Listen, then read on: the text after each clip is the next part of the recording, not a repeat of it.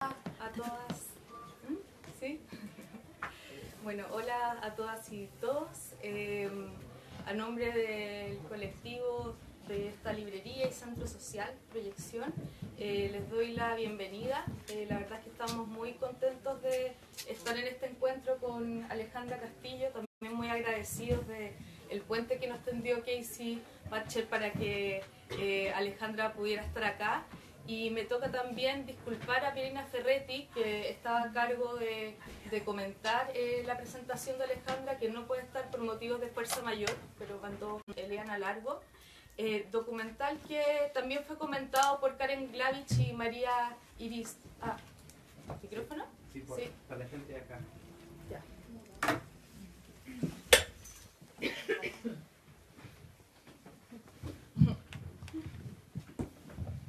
Hola, ya. Ahora sí. Bueno, documental que también contó con la participación y el comentario necesario que tengamos estos espacios de encuentro, de discusión, de diálogo, y bueno, por eso es muy significativo que Alejandra esté hoy acá.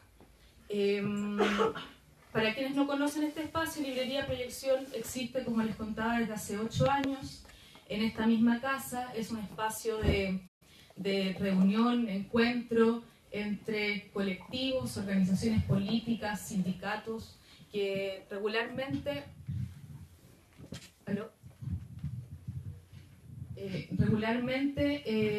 utilizan esta casa para organizarse, para pensar estratégicamente el periodo y también para mover las fronteras o los límites de la imaginación política del presente, que es muy necesario, ¿cierto?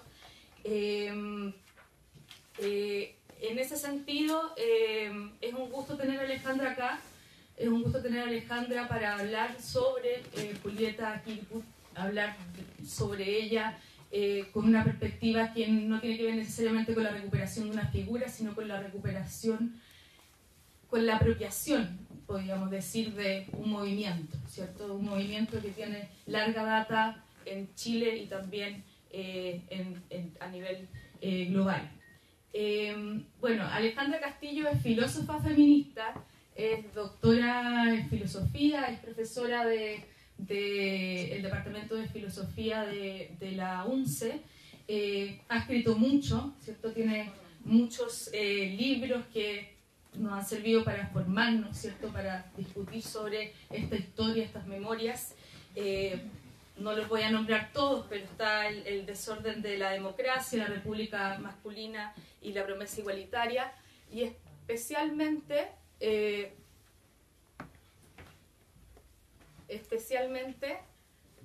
le voy a seguir así. Voy a poner pausa.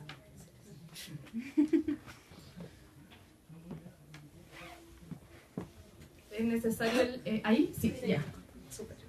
Y es necesario el micrófono para quienes están afuera de esta sala, que nos están viendo por streaming no lo saben, pero la librería está llena de gente y necesitamos tener el micrófono para que todos podamos escuchar, al igual como están escuchando ustedes en sus casas. Bueno, y dentro de los libros de su autoría, uno de los más importantes es Julieta Kirkwood, Políticas del Nombre Propio, ¿cierto? Un libro que se publica en 2007, y es un libro que es un primer esfuerzo, podríamos decir, por ir a contrapelo dentro de las lecturas sobre Julieta en el periodo de la transición. Y efectivamente, 10 años después, ¿cierto?, de ese libro, podemos decir que varias de las preguntas que están ahí todavía son o mantienen plena vigencia. No le quito más tiempo a Alejandra, entonces la idea es que Alejandra presente su texto y después podamos abrir el debate para continuar este diálogo.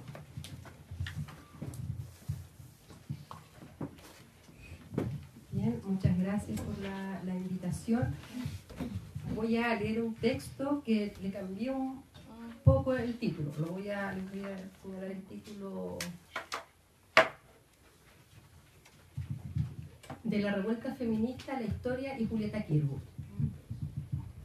La revuelta es una agitación, un desorden. La revuelta en su movimiento trastoca órdenes y sentidos. Lo que estaba de un lado queda del otro. Lo que estaba oculto se vuelve visible. Si la revuelta es feminista, como la que ha tenido lugar en el mes de mayo, el orden trastocado es el patriarcal, volviendo visibles los modos en que las instituciones reproducen un orden androcéntrico. Así ha ocurrido en Chile. Esta revuelta feminista ha tomado lugar principalmente en las universidades, tanto públicas como privadas. Esta revuelta no solo ha tomado lugar, sino que se ha tomado el lugar de manera inédita para la protesta feminista. Esta revuelta de mayo ha optado como estrategia política la toma. Entonces, esta revuelta feminista agita el espacio de lo en común de manera doble. Primero, interpela a las instituciones universitarias en lo que éstas inercialmente reproducen el patriarcado, las formas del acoso sexual y la educación sexista. Y segundo, interviene la propia política de la protesta política al volver claro que su cuerpo no ha sido otro que el de la universalidad masculina. La revuelta feminista entonces, insospechadamente, se toma al mismo tiempo el lugar de la universidad y la política de la subversión. Tras la agitación de la revuelta feminista se evidencia la urgencia de los cambios para transformar el androcentrismo que la universidad promueve y que despliega en la sociedad toda. Tales cambios tendrían que ir, por ejemplo, en dirección de posibilitar institucionalmente políticas paritarias,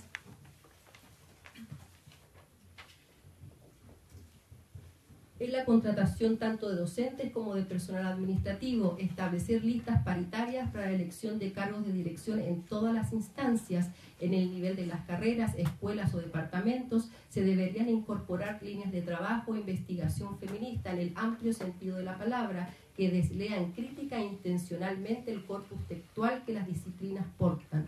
Estos cambios tendrían que repensar el vínculo entre universidad, docencia e investigación, toda vez que la formación universitaria no está desconectada de los modos en que se hace investigación, que como sabemos hoy se describe en términos de productividad, impacto y competencia. Su formato es el paper y su modo de circulación es la indexación, nombre para la acumulación y venta de datos. Si queremos cambiar el signo androcéntrico que la universidad promueve, no tendríamos que cuestionar y profundamente este remozado positivismo del modelo de producción de conocimiento actual. Es por lo anterior que transformar el signo androcéntrico con el que se crean y reproducen conocimientos en la universidad no implica solo la creación de oficinas de transversalidad de género que de tan arriba en la estructura de las universidades no llegan a enterarse de lo que ocurre en las disciplinas.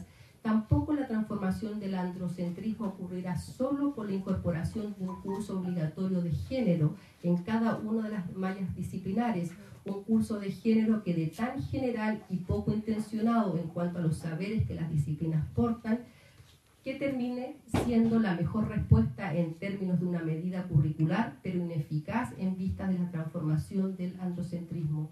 Las dos medidas anteriores dejan intactas las perspectivas con las que el saber universitario se presenta como un saber universalista y por ello lejano de la diferencia de los sexos. Sin embargo, lo sabemos, en esa abstracción universalista se sigue reproduciendo un orden donde hay un solo sexo, el masculino. De ahí que repensar la universidad pase por impensar sus perspectivas, categorías, cánones y formatos de publicación, entre otros muchos aspectos. Es por lo anterior que me gustaría afirmar que la letra nunca es secundaria o parasitaria a un orden de dominio. Si lo que buscamos es interrumpir el androcentrismo que la universidad promueve, es necesario cambiar el modo en que entendemos y describimos la política, su tiempo, su cuerpo, sus urgencias y los modos en que ésta escribe su historia. Para pensar la universidad desdibujando los márgenes del androcentrismo, se debe escribir otra historia, otras historias. La nueva historia o historia del bajo pueblo, hoy en crisis, en mucho se quedó en la simple inversión de las categorías del orden historiográfico dominante, sin cuestionamiento, y en la afirmación del pueblo casi siempre figurado en las historias, gestas y cuerpos de los hombres. Bien podría ser dicho, sin embargo, que la historia social de las mujeres es la distancia polémica a esa figuración masculina en la propia historia del bajo pueblo. Lo que había silenciado la historia del bajo pueblo es puesto en escena por la historia de las mujeres. Sí, es cierto, pero nuevamente las categorías que organizan el saber que la historia aporta quedan intactas. La operación historiográfica que describe a la historia de las mujeres no parece ser distinta a la inversión de la inversión. No olvidemos que el feminismo, que es interrupción y no inversión, habitualmente es percibido como pequeño burgués por las historias del bajo pueblo. Tal vez el tiempo de la revuelta sea también el tiempo justo para impensar la historia, sus historiografías. La historia es crucial para el feminismo, sin duda. Es el recurso que hace comparecer en la misma línea del tiempo el 2 de la diferencia sexual. Me gustaría complicar la afirmación proponiendo la historia como una operación. En el caso de Julieta Kirkwood, una operación feminista. Esta operación en un primer momento evidencia sentidos comunes, silencios y exclusiones para proponer luego otros sentidos y otros cuerpos que en su enunciación enjuician el androcentrismo, el colonialismo y el racismo. Esta operación no obedece simplemente a una razón agregativa o complementaria, implica narrar de otro modo, implica a su vez descentrar la mirada a la hora de pensar en archivos, documentos y citas, implica mirar oblicuamente. Para empezar, habría que indicar que esta operación es una que se emplaza en el terreno de la historia. Por historia no se entiende un tiempo pretérito en el que aguardan inmóviles hechos esperando la hora de su descubrimiento. En este sentido, la historia no es una ordenación temporal que registra de modo imparcial lo acontecido, sino que por el contrario es un orden de visibilidad, de dominio, y de ahí que no hayan historias ciertas, pero sí historias impuestas que de tanto ser contadas van constituyendo cuerpos propios e impropios al orden hegemónico. Es por ello que una operación feminista es siempre interesada, su voluntad es la parcialidad, no es de ningún modo neutral. La operación historiadora feminista es partisana, es una toma de posición. Reescribir la historia desde el feminismo implica al menos 3 operaciones simultáneas.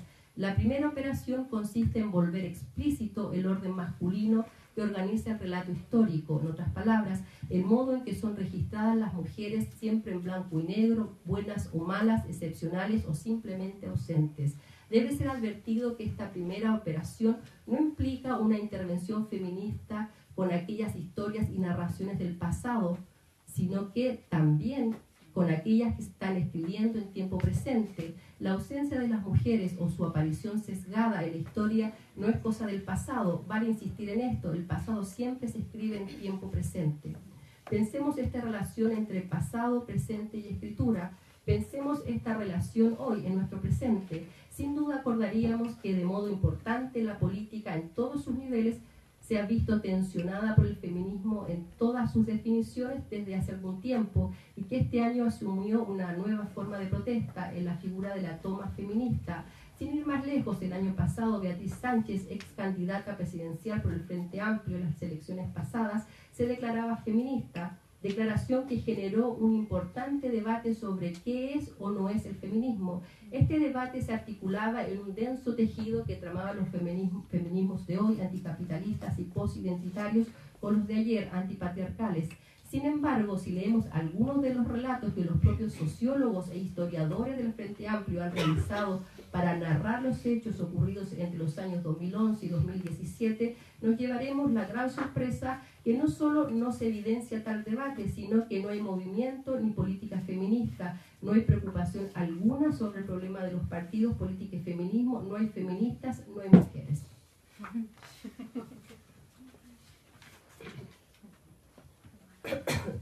Esa es la política que encontramos en el libro Frente Amplio, El Momento Cero, de Alberto Mayor y Andrés Cabrera, como en el artículo de Luis Tielemann, Un parto en una funeraria, la formación del Frente Amplio, ambos de muy reciente publicación.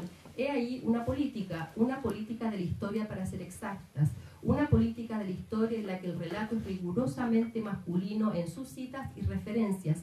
Para Mayor y Cabrera, Beatriz Sánchez es el nombre de una estrategia sin sajo, esto es, una cara mediática y atractiva al gran público. En el relato de Luis Tielemann, Beatriz Sánchez no tiene ninguna existencia. Su narración se centra en la conformación de un nuevo sistema de partidos y su articulación. Ambos coinciden en narrar la emergencia del Frente Amplio en la ausencia de las mujeres y del feminismo. La gran política es cosa de los hombres, la historia de migajas es asunto de mujeres.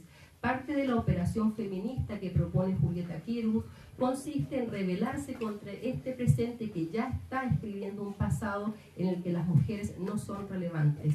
Y esta historia en la que las mujeres no son parte, y cuando llegan a ser parte de la historia siempre son personajes excepcionales y únicos, no lo está escribiendo la derecha, sino que la misma política que se hace en nombre de la transformación social. Luego de constatar esta narración en extremo sesgada, ayer como hoy, hoy como ayer, la operación feminista avanza en dirección de dar visibilidad a las mujeres en el relato historiográfico. Como lo indicaba al comienzo, esta operación incorpora el 2 de la diferencia sexual.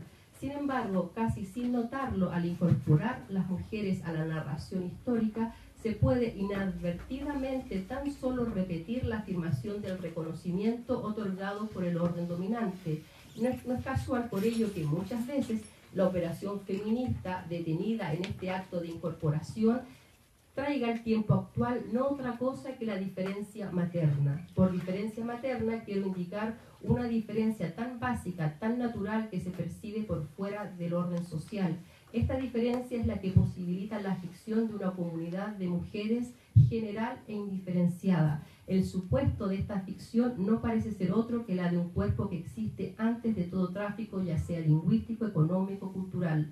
Un cuerpo cuya diferencia radica en el hecho de la reproducción. ¿No es acaso esta diferencia irrenunciable? Es precisamente esta diferencia irrenunciable la que permite la creación de la bancada feminista Julieta Kirwood en nuestro Parlamento. Es cierto que para crear alianzas y articularse con otras es necesaria la estratégica suspensión de las diferencias más punzantes. Sin embargo, esa suspensión no nos debería llevar a la reedición de una comunidad de mujeres en política, cuyo punto nodal es la simple afirmación del solo hecho de ser mujeres, volviendo poco relevante la pregunta por la posición política. A pesar de las buenas intenciones, esta forma de entender la política de mujeres es conservadora y más útil para las mujeres de derecha, quienes creen, y no de modo estratégico, que la diferencia que las mujeres portan es la diferencia materna.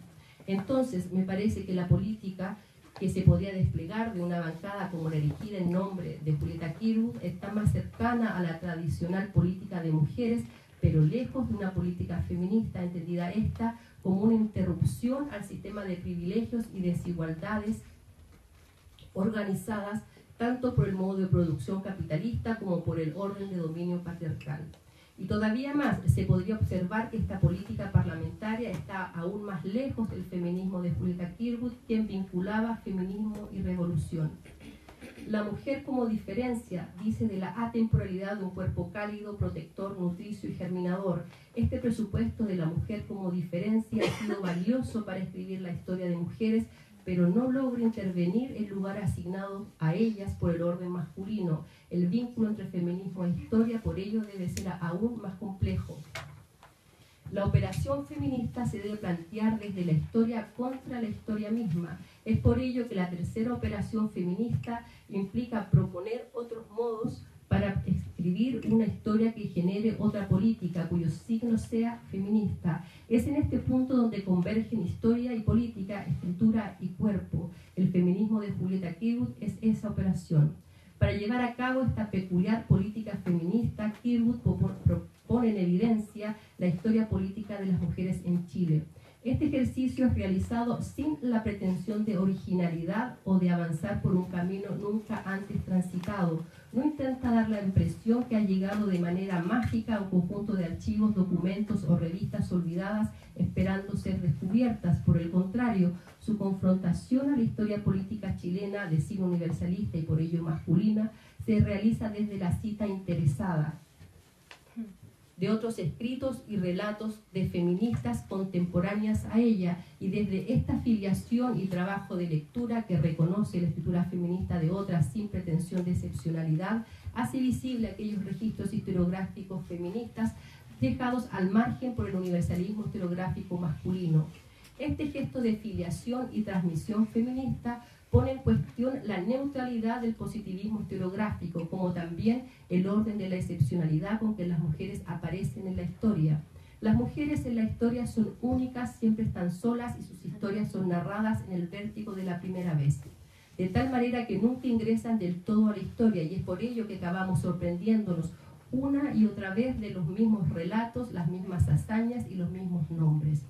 En este sentido, Julieta Kirwood no va a rescatar mujeres o hechos olvidados de la historia chilena, muy a distancia del gesto positivista aprendido de la disciplina de la historia. Kirwood narra una posible historia de la política de las mujeres desde la sabiduría feminista, que no es otra cosa que el conjunto de saberes, conocimientos, relatos que las propias mujeres han venido realizando, escribiendo y contando. Es por esta razón genealógica que el tiempo del feminismo nunca es uno. Por un lado, debe visibilizar las historias, conocimientos y saberes que otras mujeres han realizado, creado o escrito, y por otro lado, su intervención es situada en el tiempo presente. El feminismo, por la lógica temporal que lo anima, no es nunca una política de lo nuevo, de la novedad o de una vuelta al origen. Esas son las señas de la historia masculinamente centrada. A diferencia de aquello, la historia del feminismo de Kirwood dialoga con Aída Salas, Elena Caffarena y Olga Poblete. Se basa en el trabajo historiográfico realizado por Elena Caffarena, un capítulo en la historia del feminismo del año 1952, Felicitas Klimpel, La mujer chilena, el aporte femenino al progreso de Chile en 1910-1960, publicado en 1962, y el texto de Paz Covarrubias, El movimiento feminista en Chile, publicado en 1978. Complica esta narración historiográfica del feminismo desde las investigaciones en comunicación política realizadas por Giselle Munizaga y piensa una política feminista en la relación cómplice con Eliana Largo, Eugenia Ola, Rosalba Todaro y Ana María Arteaga, entre muchas otras. Ser política en Chile, nudo de la sabiduría feminista, se inscribe así en una compleja trama de remisiones, referencias y diálogos en los que se visibiliza una genealogía de la política de las mujeres en Chile, pero ese no es el único objetivo del conjunto de documentos de trabajo que dan cuerpo a este libro de Julieta Kirwood. El objetivo principal es proponer una política feminista. Esta política feminista se plantea desde un horizonte, la liberación, un horizonte de liberación, el socialismo, su modo de narración, la genealogía, la perspectiva, el feminismo. El de Kirwood es uno que rechaza considerar los sectores femeninos como una mera contradicción secundaria, uno que se vuelve contra la explotación del propio trabajo, reconociendo a lo doméstico como trabajo, y que sostiene que el poder no tiene que ver solo con las instituciones, sino que con las relaciones que los sujetos establecen, y por ello la familia no podría considerarse como un lugar exento de poder. Un socialismo que asume que las relaciones de opresión son reproducidas por los propios oprimidos, y por ello es necesario poner atención en las prácticas, la cultura y el lenguaje. Por todo aquello es un socialismo que se inscribe en el orden de la reproducción. Debe ser advertido que este socialismo no es el que se podría deducir de una lectura directa del Capital de Marx o del origen de la familia, de la propiedad privada y el Estado de Engels. Kirwood nunca lee directamente a la tradición marxista. La lectura feminista que propone Kirwood es en reversa y en la oblicuidad. Esta reversa y oblicuidad se deben a su posición feminista.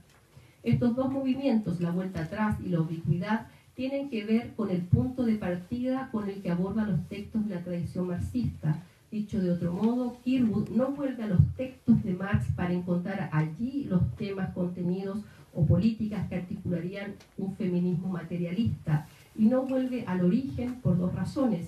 La primera se debe a que Marx no fue feminista, y la segunda se debe a que el recurso al origen, a la fuente original, termina por borrar las genealogías, discusiones y debates que han permitido la construcción del cuerpo del feminismo en el campo de la teoría y la política. Eso lo sabe Kirwood. Este desvío, lectura en reversa y en oblicuidad, no implica solo poner en tensión a la tradición marxista por patriarcal, no obstante salvar los textos de Marx como fuente inagotable de subversión y radicalismo, cualquiera sea su signo. Este desvío no debe ser entendido como volver a Marx desde una perspectiva feminista, interrogando sus textos desde la reproducción, el cuidado y la diferencia de los sexos. El desvío que propone Kirwood implica primero y principalmente desconfiar de la vuelta al origen, al hecho positivo que se consigna en todo texto, ya sea histórico o teórico. Kirwood, lectora de la microfísica del poder de Michel Foucault, sabe que la lengua del origen como la de la identidad son las lenguas del orden dominante. Su proceder es, por el contrario, historiográfico y genealógico.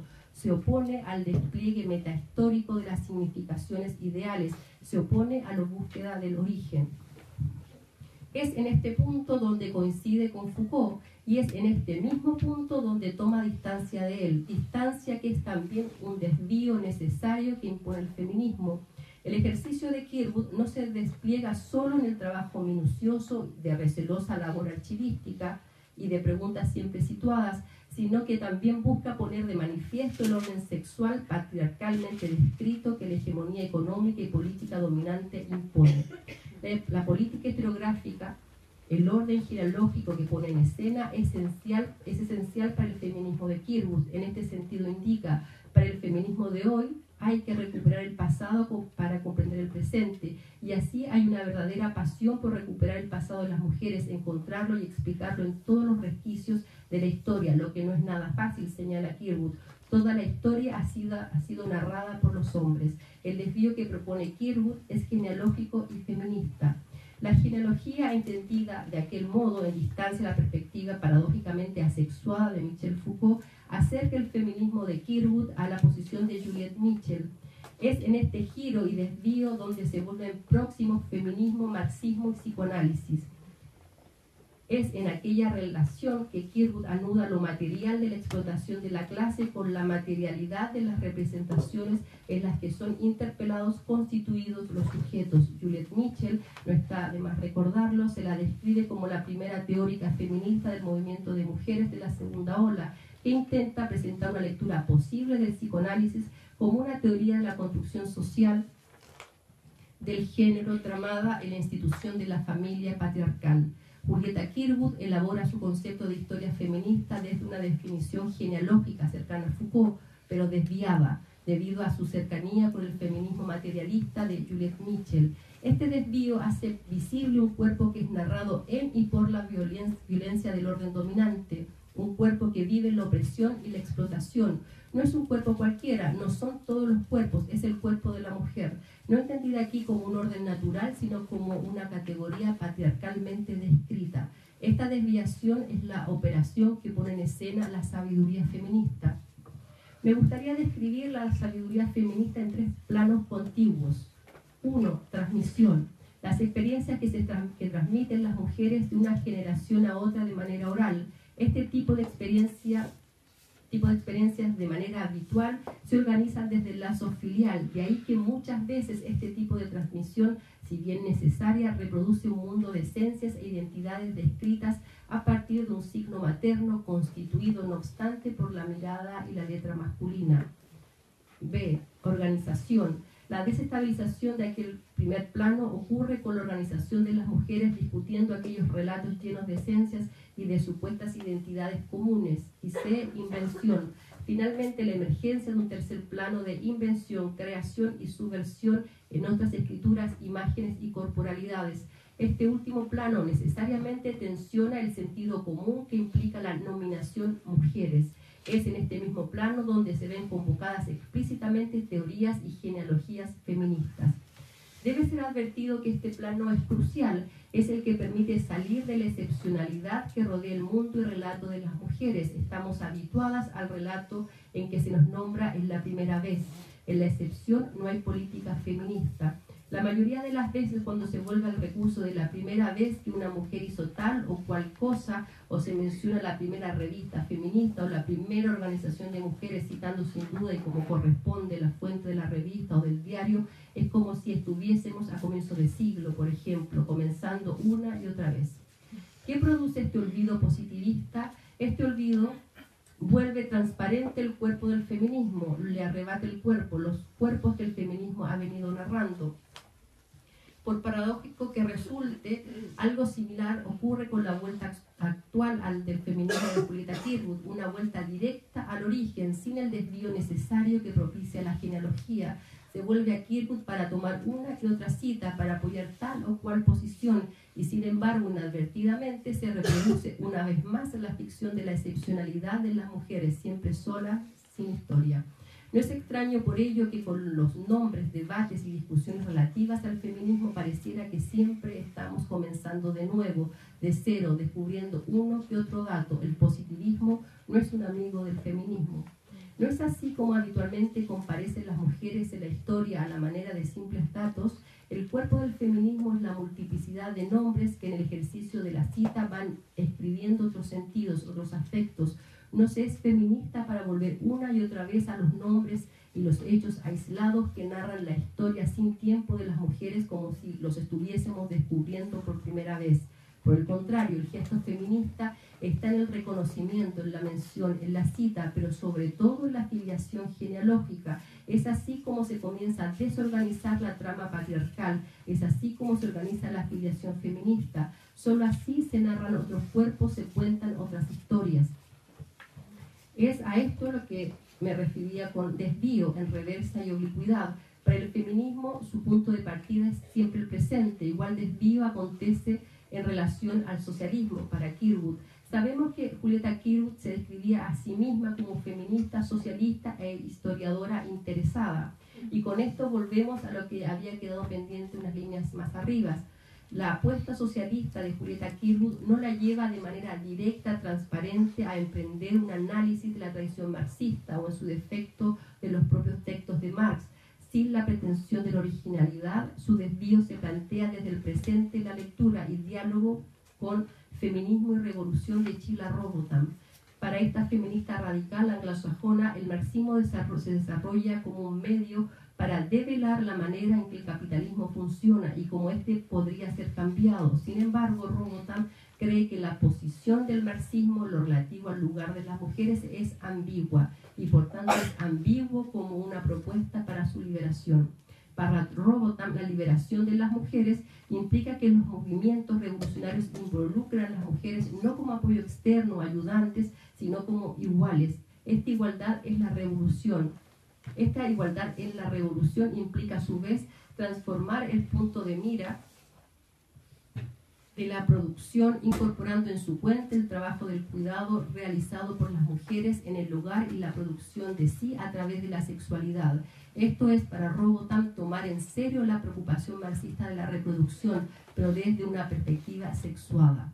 Bien podríamos creer que esta remisión al feminismo radical anglosajón de los años 70 permite una operación de distancia y de crítica feminista con la tradición marxista, y es así, sin duda. Sin embargo, asume y mantiene inadvertidamente la distinción de la teoría producción metropolitana y la práctica experiencia de la periferia, distinción habitual en los márgenes del saber.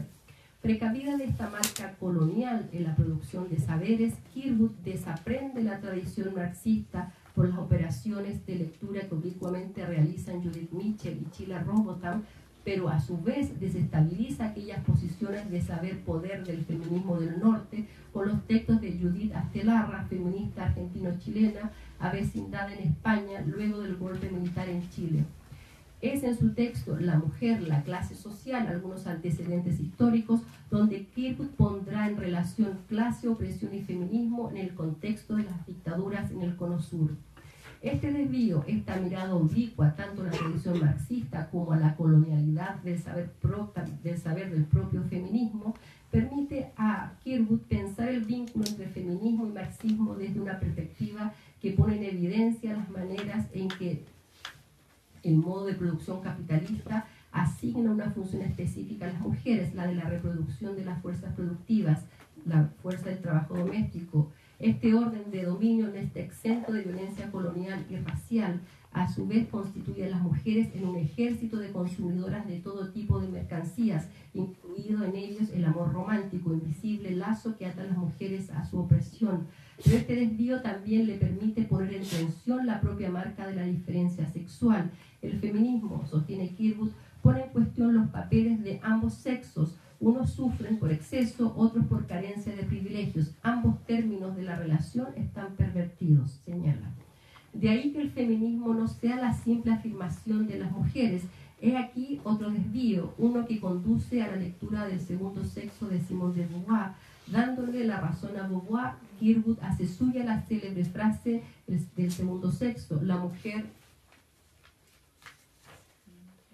no nace, se hace, no se nace mujer, se es hecha mujer. No cabe entonces la reapropiación del nombre, tal vez solo la huida, la invención y la transformación. He aquí otro desvío que permite a Kirkwood leer a Beauvoir a distancia y en oblicuidad. Este desvío lo realiza siguiendo lectura de Las guerrilleras de Monique Wittig. Este último desvío le hará proyectar una política feminista disidente que no se basa en diferencias supuestas ni de género, ni de sexo, ni de clase. Es en estos desvíos, en estas lecturas a contrapelo y de trayectos oblicuos, donde es posible vincular historia, política y feminismo. De igual modo sucede con la revuelta feminista. Su movimiento nunca es la línea recta, la dirección única. La revuelta feminista convoca múltiples prácticas y formas de resistencia. Su sentido no es transparente, su orden es la oblicuidad. Gracias.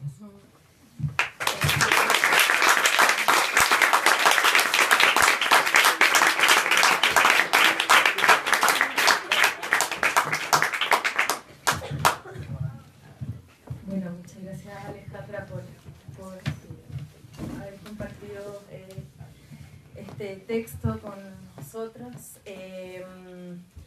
Vamos a abrir la palabra para que comencemos este diálogo.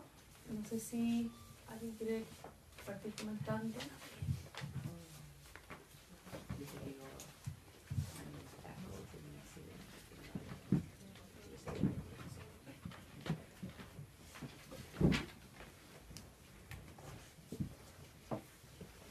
Bueno, yo voy a partir comentando algo para empezar el diálogo.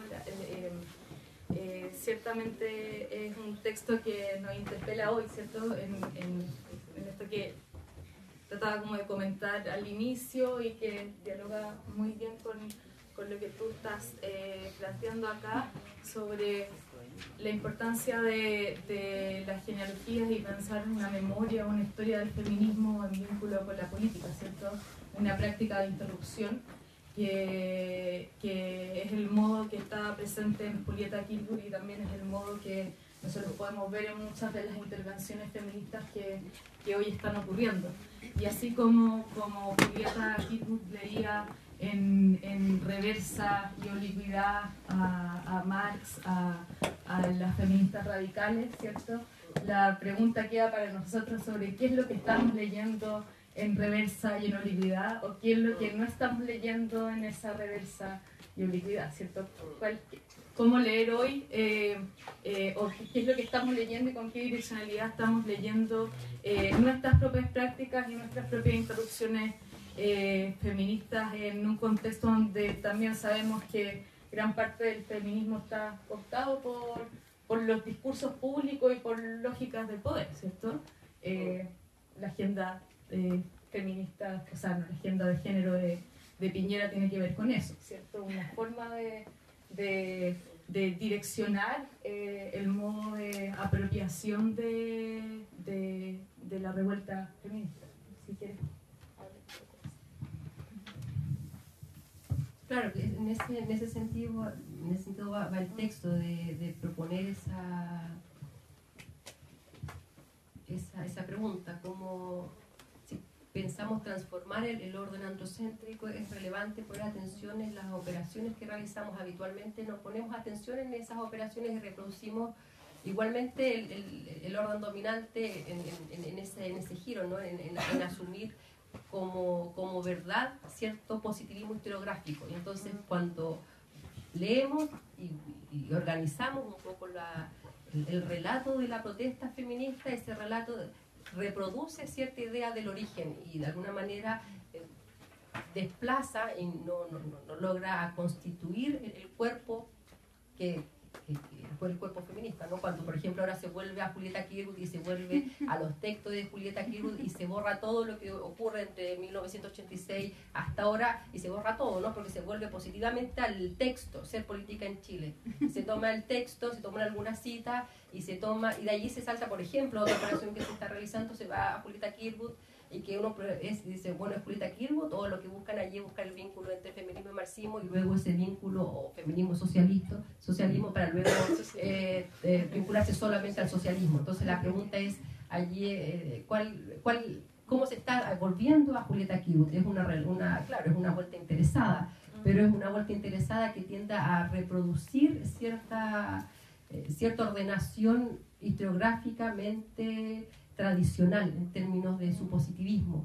Y entonces la pregunta es, ¿ahí estamos transformando el orden, aun cuando invoquemos a Julieta Kirwood, o estamos reproduciendo el mismo orden? Da la impresión que estamos reproduciendo el mismo orden, ¿no? Puesto que no somos capaces de cuestionar las categorías que organizan los modos en los cuales constituimos y generamos saber. Eso de alguna manera queda absolutamente intacto, aun cuando invoquemos a Julieta Kirwood.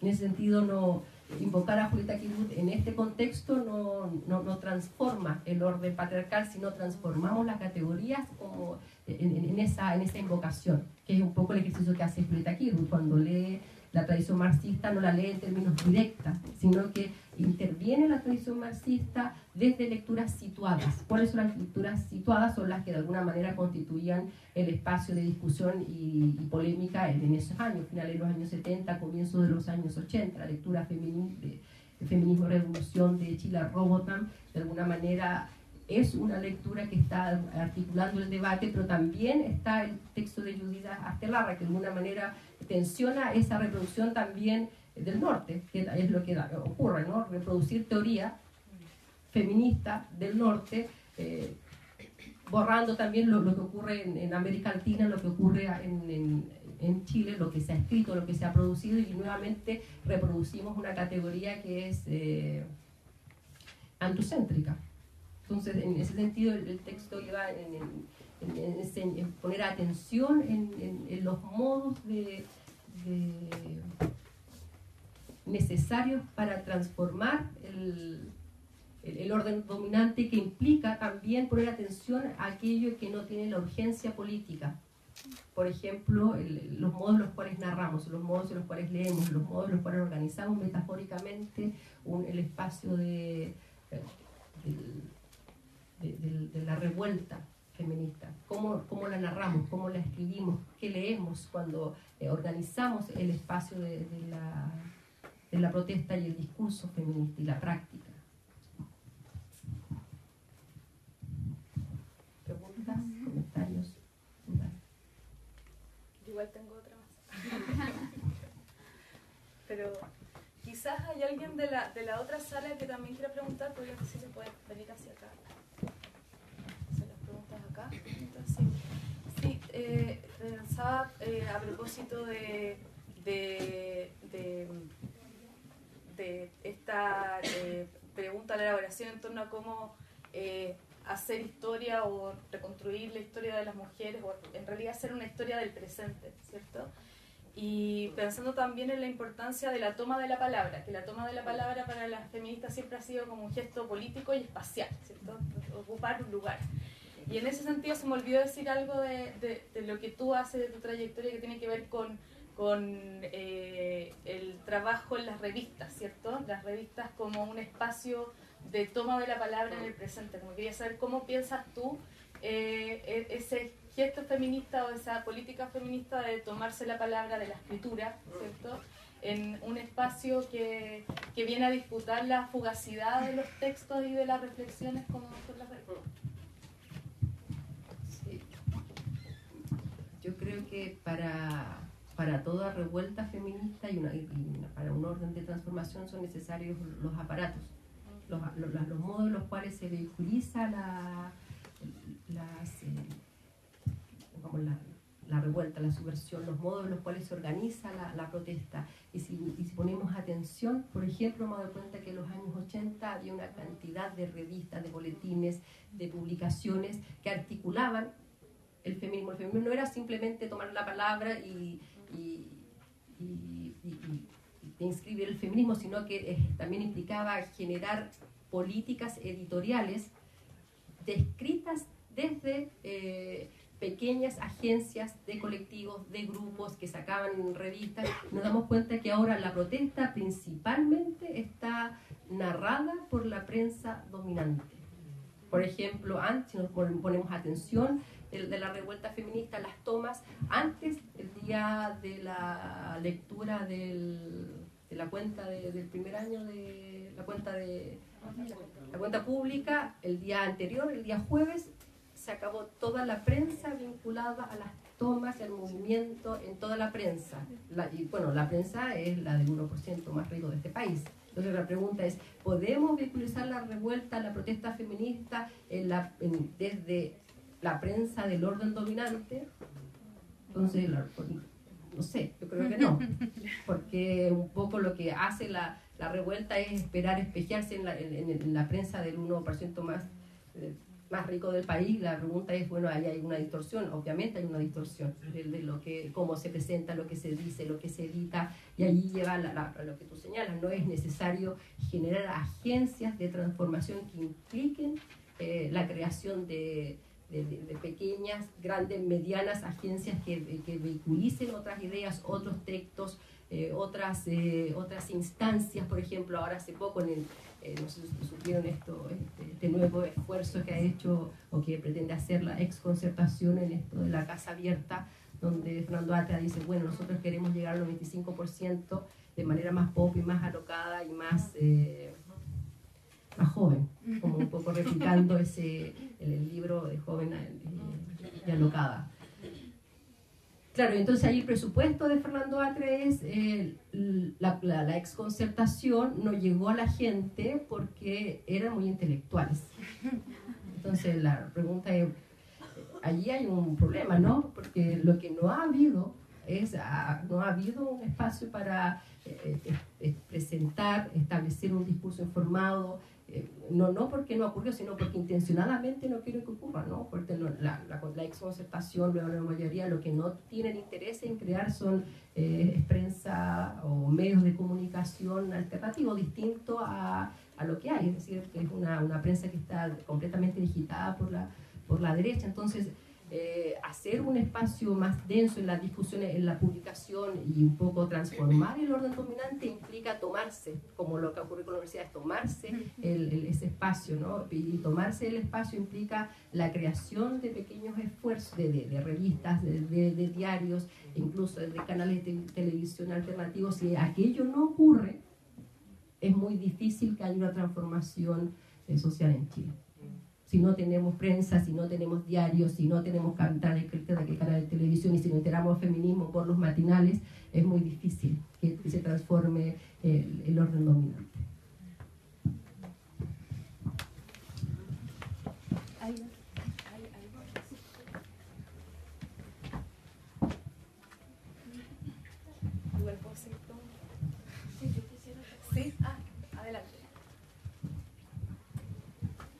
De acuerdo tal vez a la revisión más exhaustiva que has hecho sobre los escritos de Julieta, a mí me gustaría saber, por ejemplo, cómo se podría configurar hoy día un feminismo socialista en el contexto chileno actual, también entendiendo de que efectivamente existe una tradición política del socialismo que de alguna manera tiende a poner sobre la mesa, ¿no es cierto?, conceptos que vienen a teorizar, ¿no es cierto?, las praxis, pero al mismo tiempo también a poner sobre la mesa cuestiones más de carácter programática, pero que de alguna manera siguen estando ausentes o sigue existiendo una brecha demasiado abismante entre lo que se está pensando desde el quehacer político y lo que está ocurriendo en términos concretos en la sociedad en la que vivimos. Entonces, de alguna manera el feminismo socialista viene a interpelar también esa forma de producción de quehacer político, de conocimiento, de mantener el status quo, ¿no es cierto?, del quehacer feminista, interpelando también conceptos como la clase, el género, el sexo, la raza, la etnia, el territorio también, pero que hoy día tal vez no lo vemos, ¿no? o de alguna manera todavía tal vez sigue estando en esta especie como de élite, porque finalmente aquí somos también todos también en algún grado de las personas también más privilegiadas que pueden tener acceso a estos espacios, pero pienso también en cómo llegar desde un feminismo socialista a los sectores que son los más pauperizados, y por más que hagamos tal vez una casa común, como tú mencionabas, con Atria y con la reproducción también de esa élite que finalmente poco o nada puede llegar a esos espacios pauperizados, ¿cómo sí puede llegar un feminismo socialista? situando o tomando todos los saberes, por ejemplo, que ponía la Julieta Kirkwood desde el ser mujer política y feminista en Chile. Yo creo que eso no es solo una política que se debe hacer en nombre del feminismo, sino que se debe hacer en nombre de la transformación social, y eso implica vincular mucho esfuerzo, muchas voluntades para transformar aquello, ¿no? De volver a un orden político que se describa desde una política socialista, que implique transformar el orden redistributivo, volver, por ejemplo, volver a la función del Estado en el espacio público, en el espacio de la salud, en el espacio de la educación, en el espacio del espacio del bien común, el espacio de la vivienda. En ese sentido, se necesitan distintos esfuerzos mancomunados para transformar el espacio político desde un signo socialista, y eso implica también arrebatar el concepto socialista del Partido Socialista. Hace años que el Partido Socialista no es socialista y no lo es en ningún sentido. Ningún partido de la exconcertación es socialista o se vincula al orden del socialismo. Entonces eso implica también volver a poner, y eso es interesante lo que ha ocurrido ahora, ¿no? Poner nuevamente en escena este vínculo que se plantea el feminismo de los años 80 entre feminismo y socialismo. Y la pregunta es por qué no, bueno, para la vuelta a la democracia de los años 90 ese vínculo se pierde, que mágicamente desaparece, ¿no? Ese vínculo entre feminismo y socialismo deja de tener importancia para el espacio de la política de los años 90, aun cuando muchas de las participantes de los grupos feministas de los años 80 son las que pasan luego a los gobiernos de la concertación. La pregunta que ocurrió allí, bueno, un poco la respuesta es que se desplaza el orden socialista y se asume más bien un feminismo liberal. Ese feminismo liberal que va a describirse más bien como una política de la acción afirmativa. Y entonces lo que asumen es más bien una primera operación de lo que está planteando Julieta Kirkwood. Una política de intervención, de transformación total, implica primero, claro, visibilizar la historia de las mujeres como no están narradas en el espacio de la historia, en el espacio de la política. Y ese primer momento es el único que es asumido luego por el espacio de las políticas de la concertación, que en esa ausencia intentan remediarlas bajo políticas de la acción afirmativa. Pero al asumir políticas de la acción afirmativa de los años 90 en adelante, van a asumir aquello de mujeres todas. La plenitud del significante mujer que describe a todas las mujeres e indistingue la posición de clase. Y allí cuando interviene esa operación feminista de la concertación, se desplaza la clase. No hay necesidad de la clase, puesto que las mujeres todas, y como dijo creo que hace poco la ministra, todas tienen algo de feministas. Entonces, y en eso es muy afín la derecha con la izquierda, que van a describir el espacio de la política de los 90 hasta ahora, ¿no? En ese vínculo de la exconcertación con las políticas de la derecha. Entonces, allí es donde se desplaza el problema de la clase, y también se desplaza el orden de la injusticia social. El feminismo no tiene que ver, por lo menos de los años 90 en adelante, con injusticia social, sino que tiene que ver con políticas de oportunidades.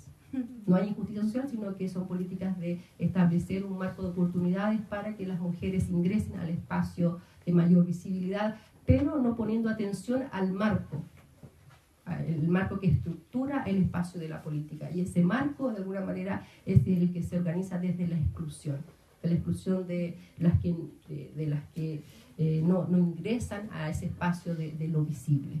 Entonces, un poco lo interesante que ha ocurrido ahora es poner en escena esa tensión, que es una tensión en relación a las políticas de género que se organizaron de los años 90 hasta ahora.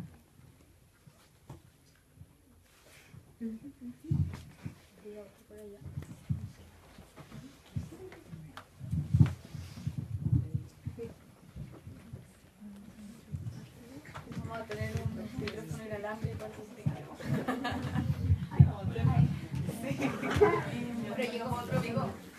Quiero saber, en base al cambio de relato que propone Kirkwood, con lo de, hay que salir de las lógicas de la primera vez. si ella en su bibliografía, o usted propiamente tal, propone como métodos o cursos de acción, ya sean teóricos o prácticos, para poder romper con estas lógicas, porque me hizo mucho sentido en el que, no sé, pues dentro de la movilización estudiantil universitaria se da mucho, es como vamos a tener un foro con la primera mujer no sé qué, o te invito a participar en un foro con la primera, y al final eso sustenta un poco esto de lo femenino en desmedro de lo masculino y es complejo salir de ahí. Entonces esa es mi pregunta, como ¿qué métodos se pueden proponer más concretos y más estratégicos para romper con esta lógica de la primera vez?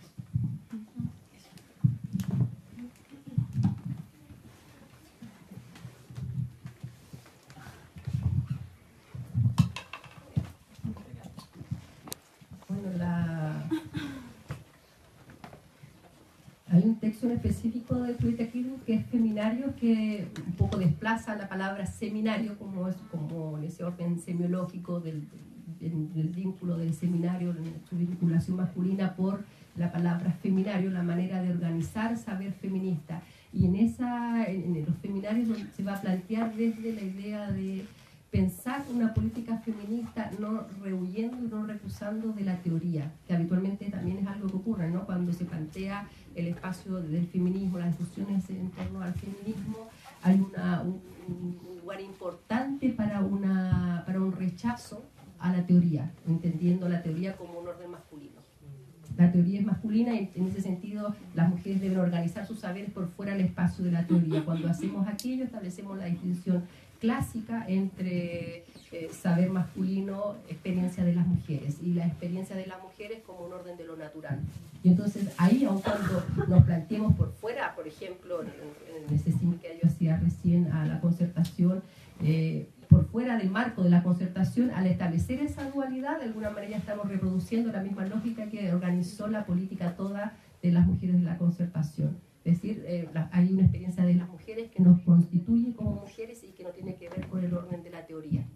La teoría es asunto de hombres. Entonces, cuando Kirchhoff se plantea, por ejemplo, en Feminarios, desde ese saber cómo organizamos un saber feminista, ese saber no debe organizarse en rechazo del espacio de la teoría, porque muchas de las transformaciones y quiebres del orden dominante pasan por asumir el espacio de la teoría feminista. Y en ese sentido tampoco es idiosincrático, no es la experiencia que algunas han tenido, en medio de otras que no han tenido, sino que el espacio de la teoría, el espacio de la escritura, el espacio textual es un espacio que es eminentemente democrático. No es una experiencia que a algunas han vivido, sino que es un espacio que de alguna manera todas pueden cuestionar, poner en tensión, y no es un orden que de antemano debe ser rechazado, puesto que si lo rechazamos reproducimos la misma categoría binaria que organiza el saber dominante. Entonces, una de las maneras para cuestionar ese orden de la primera vez es establecer el espacio, la disputa feminista desde el reconocimiento de lo que otras han de alguna manera escrito, han descrito, han organizado en el espacio del feminismo. Entonces, cuando, por ejemplo, volvemos a Julieta Kirchhoff en 1986 y no tomamos nota de lo que ocurre en 1986, hasta ahora de alguna manera estamos reorganizando nuevamente ese orden de la primera vez. Y por otro lado, también implica organizar las distintas disciplinas cuestionando el orden de esas categorías. Entonces, cuando tú preguntas de manera estratégica o de una manera más concreta, también yo creo que es necesario ponerse en un lugar donde no necesariamente tengamos que ser concretas y estratégicas, puesto que si nos ponemos siempre, pensamos el feminismo siempre desde el orden de la urgencia, desde lo que es concreto, dejamos siempre marginal o no visto lo que está efectivamente reproduciendo el orden dominante, que lo percibimos como lo importante. Por ejemplo, cómo se piensa la historia, cómo se piensa la literatura, cómo se piensa el saber universitario en general, no lo pensamos, puesto que no es urgente, no es concreto. Entonces, quizás una de las maneras necesarias sea ponernos a distancia en algunos contextos de esa urgencia y de esa necesidad de lo concreto, y ponernos en la tarea de trabajar complejamente en relación a la producción de saber, en todas las disciplinas. O sea, yo estoy muy de acuerdo con lo que acabas de decir, pero creo también que es súper importante que esa construcción de saber puedan ser partícipes todo tipo de mujeres. Y no estoy hablando como de las feministas de la tercera ola, como que todas somos mujeres claramente, pero ¿qué pasa con, no sé, los relatos o los saberes de mujeres de poblaciones? Yo creo que obviamente uno también tiene que escribir y como darse las disciplinas, pero no es el punto de no estar como en la disciplina el que nos va a hacer menos feministas. Como la disciplina tiene que cambiar y se tienen que visibilizar otro tipo de mujeres también, porque como el conocimiento de las poblaciones o de mujeres como más segregadas, porque claro, es fácil hablar desde aquí, yo estudio en la Católica como ultra mega como empoderada y con un montón de privilegios, es como reconocer que ese saber es tan importante como el que yo puedo hacer desde la academia. Entonces, ¿cómo podemos recoger esos conocimientos? Claramente, pero claro, porque hablábamos también de publicar, quizás hacer algún libro que recoja publicaciones de conocimientos de mujeres más aisladas, marginadas, como se habla de eso en los conocimientos feministas. Claro, y ahí hay un punto complejo, puesto que esa es como la primera reacción, ¿no? Esto ocurre en el espacio de la universidad, mujeres privilegiadas, sin embargo, hay mujeres que no acceden a este espacio y también tienen historias igualmente válidas. Sin embargo, cuando nosotros no transformamos los modos en los cuales se organiza el saber en el espacio de la universidad, en todos sus niveles, y no estoy hablando simplemente en medidas institucionales, no de corrección o un curso de género, sino transformar las categorías que organizan el espacio del saber, no tiene que ver solo con un espacio de las mujeres privilegiadas, puesto que lo que ocurre en la universidad es lo que luego se va a reproducir en el espacio de la sociedad toda. Entonces, si nosotros en la universidad reproducimos categorías que siguen describiendo el orden dominante, lo que vamos a formar van a ser hombres, mujeres, que lo que van a salir a hacer en su campo laboral es reproducir un orden dominante en todas las disciplinas, en todas las carreras, en todas las formaciones, a todo nivel, técnico, profesional. Entonces, aun cuando una mujer, por ejemplo, como tú dices, de una población no haya ido a la universidad, se va a encontrar en el consultorio, se va a encontrar en la escuela, se va a encontrar en el espacio de, por ejemplo, en un juzgado de tribunal de familia, con profesionales que no están preparados para transformar el orden dominante. Y allí hay un vínculo entre el espacio del espacio de la universidad con el espacio de lo social. No están separados. Cuando nosotros asumimos que esos dos espacios están separados, estamos nuevamente reproduciendo un orden categorial donde el espacio de la afuera es un espacio que no está contaminado. Y sin embargo, esas experiencias aún están, aún cuando no, esas experiencias que, como tú las describes, esa mujer de población, están, no porque no estén en el espacio de la universidad, no estén reproduciendo el orden dominante, puesto que todas las instancias que ha tenido de vinculación con lo público de alguna manera han reproducido el orden dominante. Entonces, creo que es importante no mantener esa dicotomía. La universidad es donde está la gente privilegiada y afuera es donde están las verdaderas experiencias, puesto que esas verdaderas experiencias también de alguna manera siguen reproduciendo el mismo orden.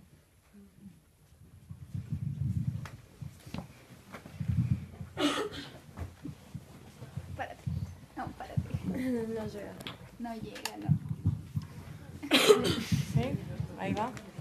Hola. Primero quiero decir que un poco me he acercado a la teoría sola y me gusta harto estar acá con muchas mujeres hablando de la teoría y pensando juntas. Rico para mí este espacio. Y lo otro es, bueno, refuerzo hartas ideas con las que me he encontrado sola en este espacio y bacán.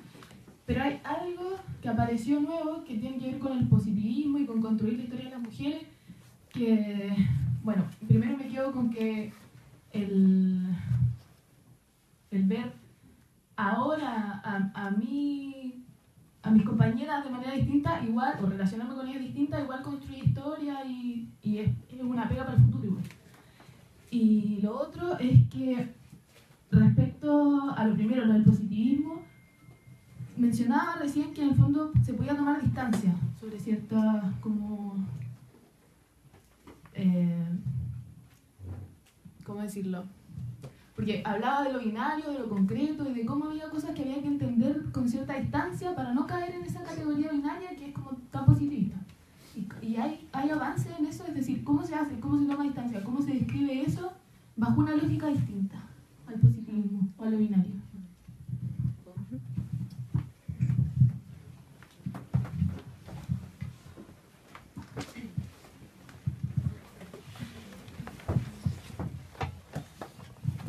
¿Cómo transformar? Esa es una pregunta que... ¿Cómo transformamos ese orden positivista, ese orden binario? Implica una mirada atenta a cada una de las disciplinas, cada uno de los modos en los cuales se está formando en el espacio de la universidad.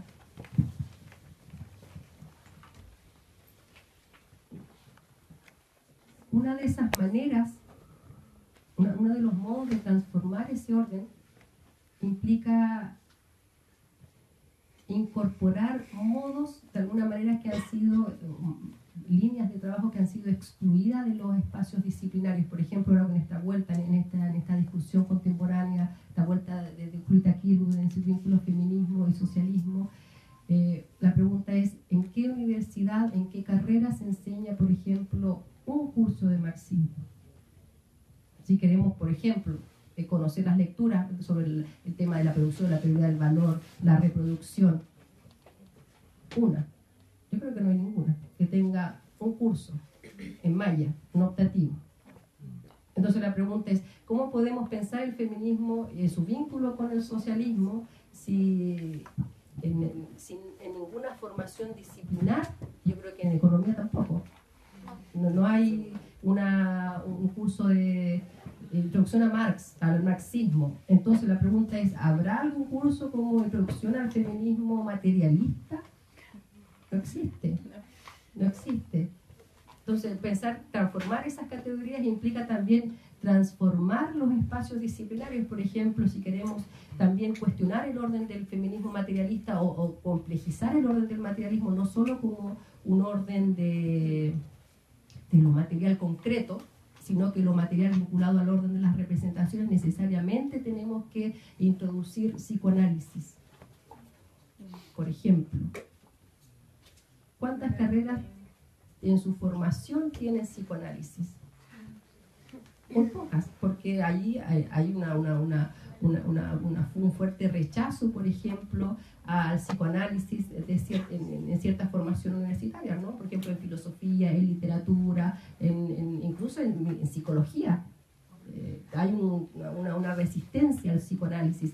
Esa resistencia al psicoanálisis hace, por ejemplo, muy difícil introducir la discusión necesaria en torno al feminismo, la disidencia y la teoría queer, puesto que la teoría queer necesariamente pasa por una discusión importante entre filosofía, literatura y psicoanálisis.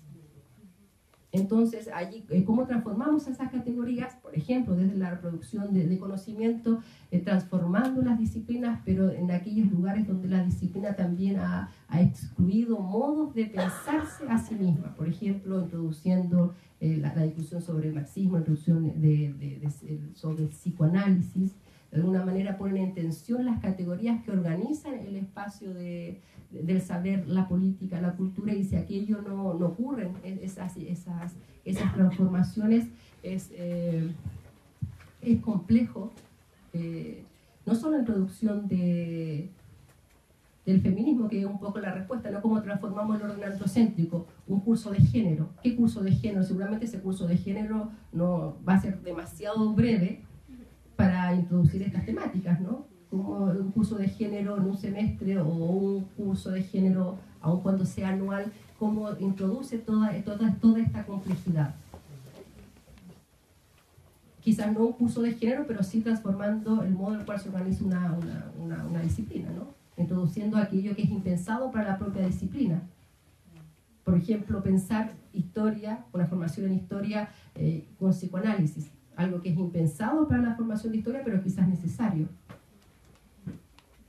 Una carrera, por ejemplo, de sociología, pensarla desde incorporando arte, por ejemplo. Algo que son cosas que no necesariamente están pensadas en las mallas curriculares, y quizás ese tipo de transformaciones terminan por cuestionar las categorías que organizan la producción de conocimiento.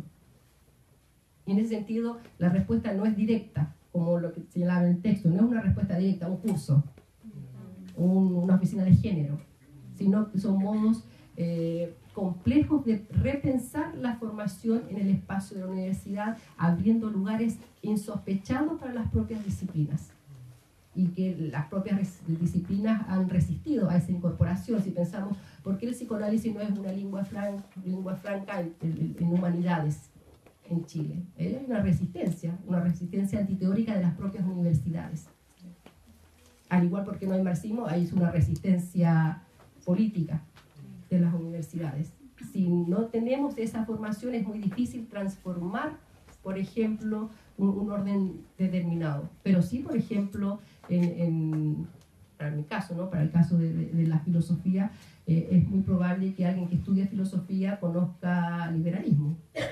Conoce el liberalismo, sabe de sus transformaciones, de la teoría de la justicia de Rawls, y luego cómo se ha transformado hasta ahora. Incluso puede saber sobre neoliberalismo, pero lo que no sabe en su formación, salvo muy contadas excepciones, de otras tradiciones distintas al liberalismo.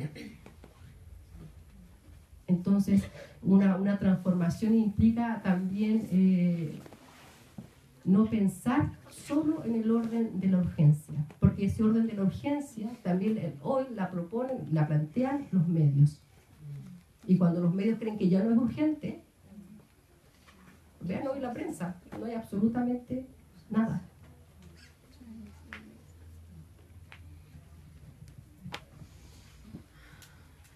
¿Una pregunta más?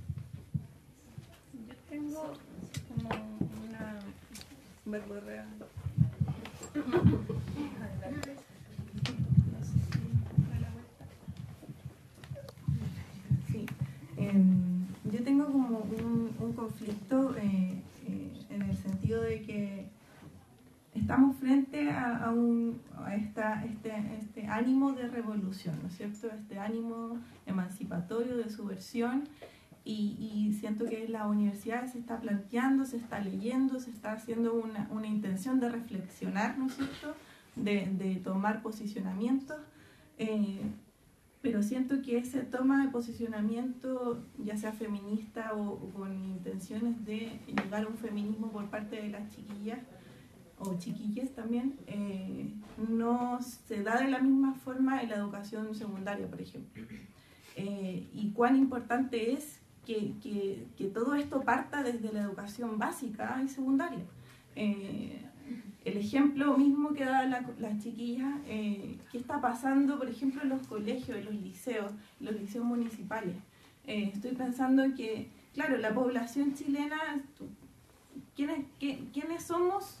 Parte de esta élite que llega a reflexionar, que llega a estos textos, que llega a leer a la Federici, que llega a leer a Butler, a Valeria Flores, al otro lado de la cordillera. ¿Quiénes somos aquellas que estamos pensando, reflexionando y diciendo, ya sacamos a la calle entonces a montar esto y a decir quiénes somos y quiénes son los que no están mirando esto? Y son los mismos estudiantes, jóvenes y las niñas también. Y en los liceos más pobres, más vulnerables, no sé, estoy trabajando en Los Espejos, haciendo intervenciones de prevención de la violencia de género en la escuela. Y yo te digo, los niños siguen con el mismo patriarcado del siglo de la colonia. Entonces, y también cómo afecta el factor migrante. Es muy potente cómo, en particular la población haitiana, es súper la institución de la familia, que mi mujer es mi propiedad privada, súper, súper, súper. Y niños, te hablo 12 años, donde dicen, esta polola es mía y es un objeto para mí. Entonces, ¿cómo vamos a instalar esta revuelta que tú dices? ¿Cómo instalamos estos pensares sabiendo que no van a leer a la Federici, que no van a leer a la Kirkwood, que no están leyendo, que no están reflexionando desde ahí, pero cómo implantamos esta semilla? ¿Cómo hacemos que esto germine y germine en las generaciones que realmente van a hacer que esto explote, ¿cierto? Que son las más chicas. ¿Cómo lo hacemos? ¿Cómo se hace?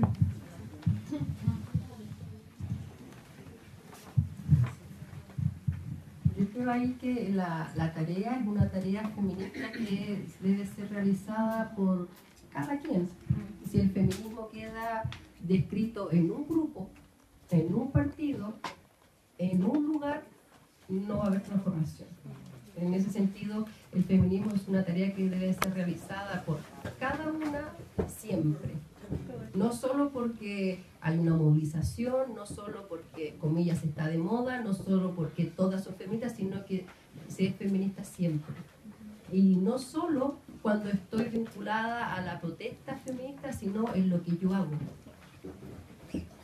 Si yo, por ejemplo, soy profesora de filosofía, lo que yo hago en filosofía es filosofía feminista.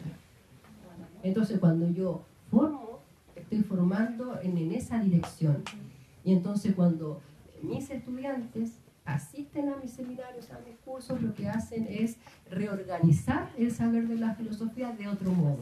Y espero que eso luego, comillas, se reproduzca. En ese sentido, este feminismo debe ser un feminismo de la reproducción. No en el sentido del natural, sino que un feminismo que se debe instalar en todas las disciplinas, en todas las áreas, no para quedar en el espacio de la universidad, sino que para formar y tener una práctica profesional, técnica, en todos los niveles de un signo feminista. Y ese signo feminista debe transformar mi práctica. No esperar que mi práctica no sea relevante. Mi práctica debe ser absolutamente relevante para transformar el espacio cotidiano en el que yo me muevo. Por ejemplo, si me preguntan qué hicieron las mujeres de la concertación en el espacio de la universidad de los años 90 hasta ahora, nada o poco. Entonces, cuando ahora aparecen con carteles, por ejemplo, el grupo Amanda la Barca, uno dice, bueno, sí, algunas sí han hecho, han generado transformación en el espacio de la universidad, pero pocas. No era necesario esta revuelta para haber transformado las mallas curriculares. No era necesario haber esperado hasta ahora para haber introducido la política de paridad institucional. No era necesario haber instalado mal en la Universidad de Chile la política del protocolo, porque la instalaron mal. Entonces, son prácticas que se dicen en nombre de, ahora se dice feminista, en su tiempo eran políticas de género. Ahora en este giro, ahora son feministas, pero sin embargo, lo que no hicieron en los años de la concertación y luego la nueva mayoría fue instalar en el espacio de la universidad transformaciones que eran absolutamente necesarias y que no se hicieron, y que eran institucionales. Entonces ahora nos encontramos que hay déficits y cosas que deben ser transformadas en el espacio de la universidad y que no se transformaron. Por ejemplo, cuando Michelle Bachelet instala la política mal de la paridad, en ese mismo momento todas las instituciones del Estado debieron haber incorporado la política de paridad. Entonces ahí, por ejemplo, nos vamos a dar cuenta que se transforma el signo de lo masculino y lo femenino en el espacio institucional. Sin embargo, ahora nos damos cuenta que en el espacio de la universidad es un espacio absolutamente masculino. Esa foto de los rectores es absolutamente explicativa de lo que ocurre en el espacio de la universidad. Y no ocurre simplemente porque hay un conjunto, que lo hay, de hombres que impiden hacer cosas, sino que también hay un conjunto de mujeres que lo han hecho. Y en ese sentido, yo le señalaba recién que es una práctica que se debe hacer cotidianamente y cada una, sin una coordinación central. No es porque el partido me dice, no es porque la universidad me dice, no es porque el centro de género me dijo, sino porque es necesario que yo haga, transforme, y eso depende de mí. Y en ese sentido, cómo transformamos el espacio de la escuela es la tarea de de todos los que van al espacio de la escuela y cuestionar cómo se reproduce un orden, una cultura escolar que es machista, que es androcéntrica. Y eso implica también llevarse el trabajo, no de decir esto está mal, es incorrecto. Por ejemplo, un detalle muy mínimo de cómo se reproduce un orden androcéntrico, machista en espacios escolares el día del libro. Cervantes, Garcilaso y Shakespeare. Entonces uno dice, sí, está bien, introduce la variante, no sé, de colonial con el Inca Garcilaso, pero uno dice, bueno, aquí algo también tendría que transformar aquello, ¿no? Porque simbólicamente se está reproduciendo el vínculo entre literatura con lo masculino. Las mujeres no son parte del orden de las letras. Cosas tan pequeñas que implican decir, creo que esto debería cambiarse. No esperar que venga el decreto del ministerio de que vamos a cambiar, sino que una comunidad que expresa la necesidad de transformar simbólicamente algunas cosas o materialmente algunas otras. Y eso implica una posición feminista.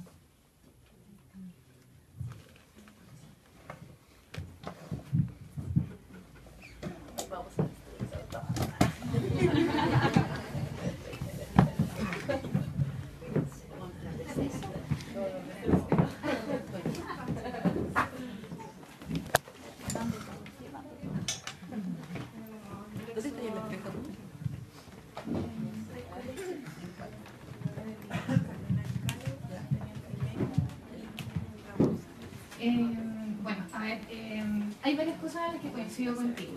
Me llama la atención porque justamente yo esta semana, o en las últimas semanas, he estado dando como una revisión de feminarios. Yo soy profesora de filosofía feminista. Y claro, como tú cuentas, tal como Julieta lo menciona, la idea del conocimiento es poder, y desde ahí que nosotros nos tenemos que instalar en cada una de las áreas que cada uno se desarrolla, es fundamental. No es solamente una tarea de profesor, no es solamente una tarea de magisterio, no es una tarea de cada, sino que es una tarea de cada uno y dependiendo del saber, del posicionamiento del poder, del saber en el cual uno está, porque básicamente el saber es poder. Ahora, mi gran conflicto entra cuando las mujeres, sí, muchas mujeres podemos llegar a entender este concepto. El feminismo pareciera ser que es mucho más fácil de comprender para las mujeres por un tema de empatía. Pero ¿qué es lo que sucede y qué es lo que menciona de alguna manera Julieta? ¿Qué es lo que tenemos que realizar también con el hombre? Y disculpen los presentes, pero quiero saber pistas también, porque yo creo que el gran tope, la gran piedra que está en el zapato muchas veces, y lo digo precisamente desde mi disciplina, desde mi área, es cómo de alguna manera tratar de que el otro, y no solamente, o sea, lo uno también coincida con lo otro, y podamos llegar a empatizar de la misma manera. ¿Cómo podemos llegar a entender al otro para poder que el otro también me comprenda? ¿Ya? Porque siento que al fin y al cabo ese es como el gran pero. Yo sé que tiene que ver con un tema de concientización, yo sé que tiene que ver con que nosotros lo hablemos, lo rehablemos, lo recontrahablemos, lo hablemos desde los años 80, desde los 70, desde los 60, y que una y otra vez, pero al fin y al cabo, siento tal cual como ella dice, que el sistema patriarcal se sigue reproduciendo, se sigue dando en niños sumamente pequeños, más de 12 años, o sea, menos de 12 años, 10, 8 años, siguen reproduciendo, y cómo hago que de alguna manera él empatice. Y esa es mi gran preocupación en el día a día.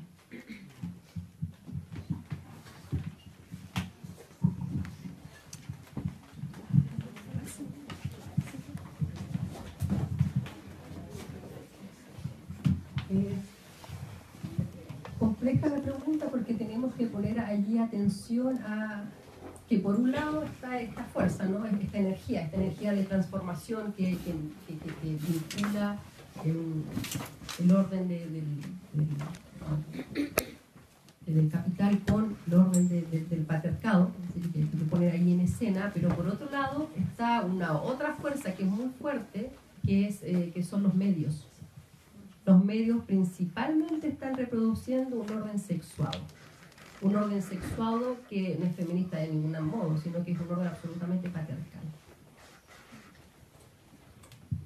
Y en ese contexto es donde nosotros tenemos que preguntarnos cómo pensamos aquí una política de transformación. Y es una política que no va a ocurrir si no hay una transformación de medios.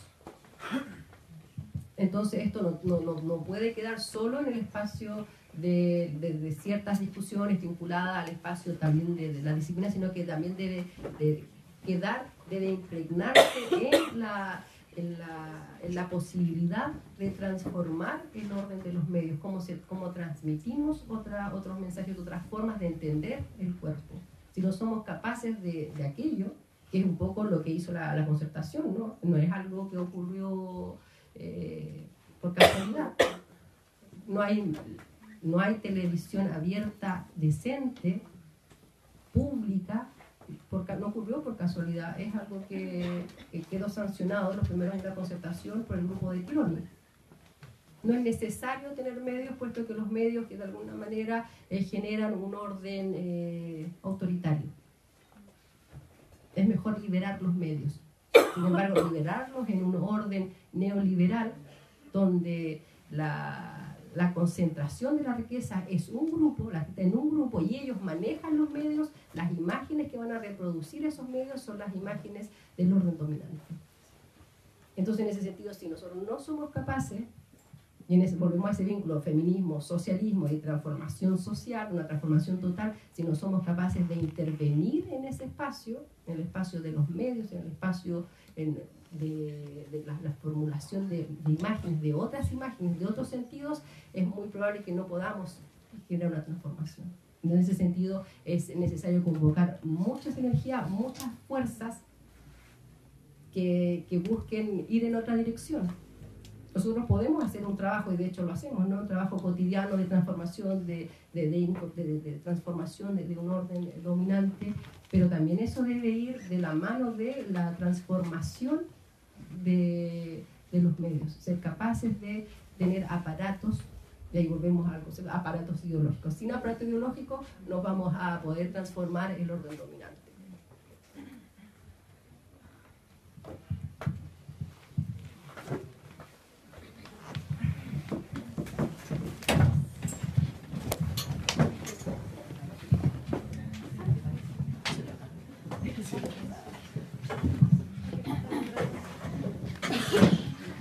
Hola, buenas tardes a todas y todos.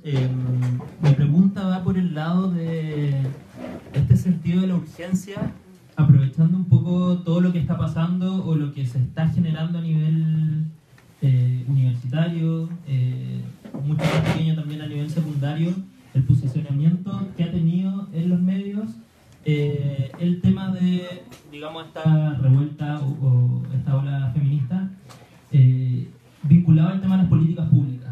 O sea, hay un posicionamiento del tema en la agenda donde el gobierno toma este tema y establece esta política de género.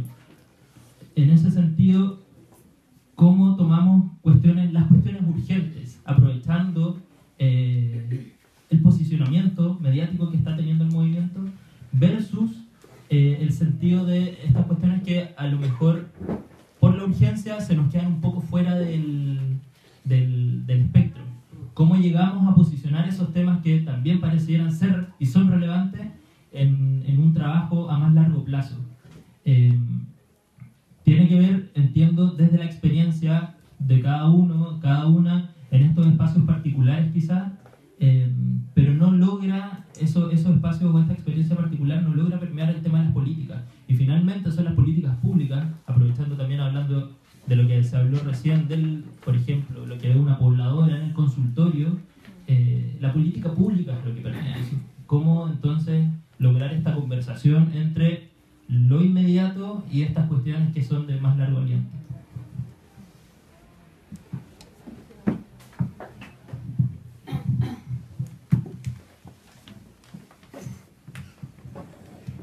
Primero, sobre la connotación mediática de la revuelta feminista, efectivamente sí, puesto que el neoliberalismo no funciona por oposición, sino por incorporación. El neoliberalismo no se opone, sino lo que hace es tomar y resignificar, y resignifica en términos neoliberales, que es lo que es la agenda de Piñera, ¿no? La agenda de la mujer es una cooptación neoliberal de la revuelta feminista, que lo que hace asume, no la rechaza, sino que la asume, incluso toma el concepto de feminismo y lo resignifica como una política de mujeres todas. Y cuando lo asume, lo resignifica como mujeres todas, donde son feministas desde Matei hasta Patricia Maldonado. Entonces allí cuando se resignifica como ese orden de política de mujeres todas, se describe nuevamente una política conservadora.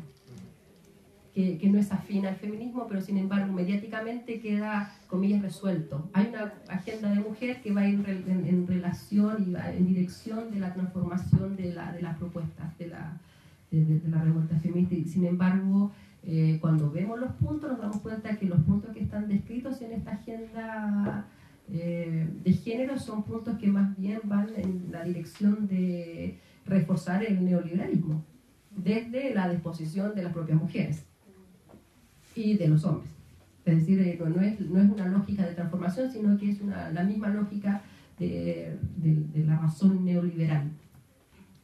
Entonces, ¿cómo transformamos, cómo dices tú, cómo sacar ventaja de esto, ¿no? Que fue asumido por los medios? Entonces la pregunta es compleja, puesto que por un lado los medios lo cooptan, lo resignifican y lo transforman en una política conservadora, que es lo neoliberal. Entonces una otra alternativa es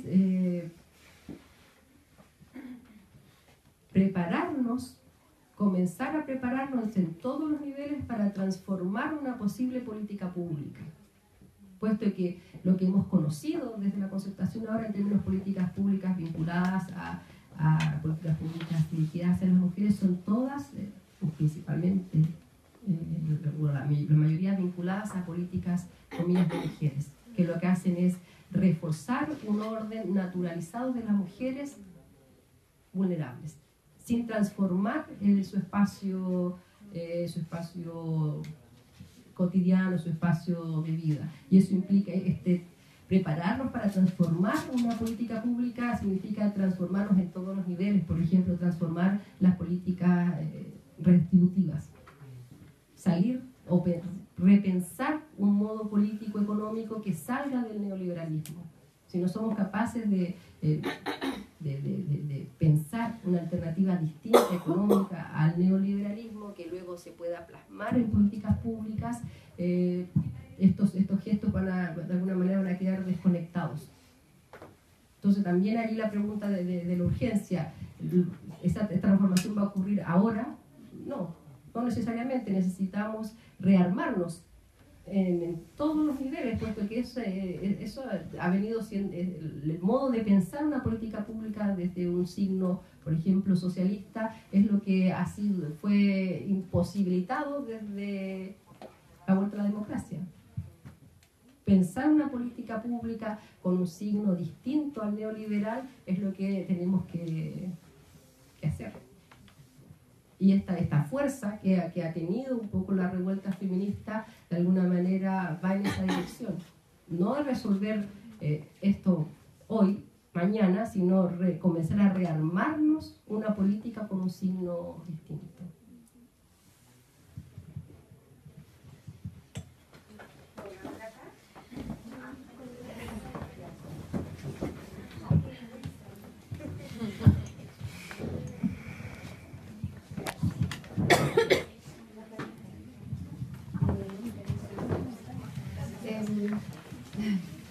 Es una invitación a las colegas profesoras y profesores en general que puedan estar aquí presentes. Es como básicamente sacarnos el adultocentrismo que tenemos también dentro, porque de pronto sí tenemos que hacernos cargo de estas lógicas súper machistas, súper mega instaladas en la escuela, en la primera infancia, pero también desde qué perspectiva nosotros trabajamos con los grupos de primera infancia, porque todo el tiempo les estamos diciendo a las niñas, niños y jóvenes lo que tienen que hacer, a qué hora, que se diviertan, a qué hora estudian y a qué hora que hacen deporte, pero en qué momento les preguntamos qué opinan ellos, o sea, cómo los incluimos también en esta ola llamada. O sea, yo vengo de una actividad en que le preguntamos a los niños qué les cambiaría a las personas que son más grandes, no más grandes porque tengan más alcurnia, nada, sino que son más grandes porque llevan el planeta Tierra más años en este espacio. Y las reflexiones que salían de las niñas y niños que deben haber tenido 7 años eran cuestiones emocionales, onda, que no me peguen, que no me reten, que jueguen más conmigo, cuestiones que de pronto se nos quedan súper olvidadas. Claro, aquí discursos súper interesantes, políticos, y que sí, van a la vena porque desde ahí viene la transformación también, pero ¿qué pasa con esa generación que está súper invisibilizada en toda esta revuelta, en este movimiento? Entonces una invitación también a pensar en nuestras prácticas, y no solo en la escuela, porque, no sé, pues nos toca ser profe, sino que con nuestros sobrinos, hijos que tengan, etcétera, sobrinos, amigos chicos que tengamos en nuestro entorno, de preguntarles qué necesitan, qué cambiarían y cómo lo harían, pues si son parte de nosotros también, ¿cachai? Entonces es una invitación a eso. Gracias.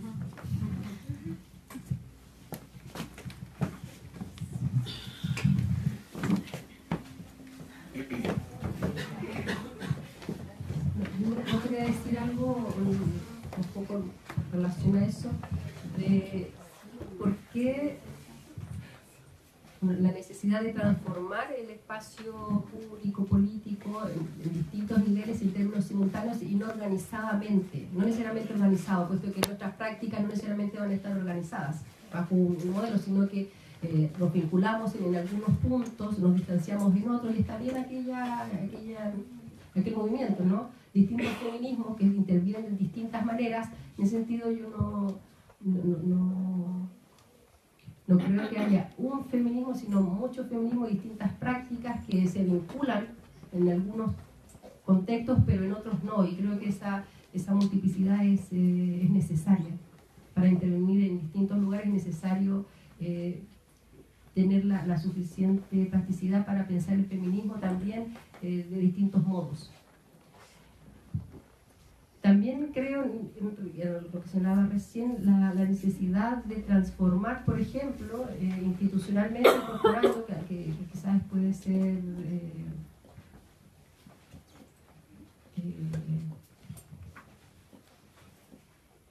quizás de rechazo, ¿no? Una política, por ejemplo, paritaria en las instituciones. Es necesario instalar una política paritaria en las instituciones, en términos institucionales, donde se incorpore, por ejemplo, la misma cantidad de hombres o similar a de mujeres y hombres en el lugar institucional, aun cuando es una política de acción afirmativa, en un nivel es necesaria.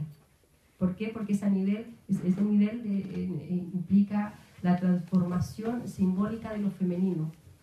Puesto que si no instalamos, por ejemplo, esa política de visibilidad de las mujeres en los espacios públicos, lo femenino queda devaluado o excluido. Entonces una manera básica, no la única, es necesaria instalar esa política de visibilidad de lo femenino, que de alguna manera pone en tensión ese orden de lo masculino que organiza el espacio de las instituciones.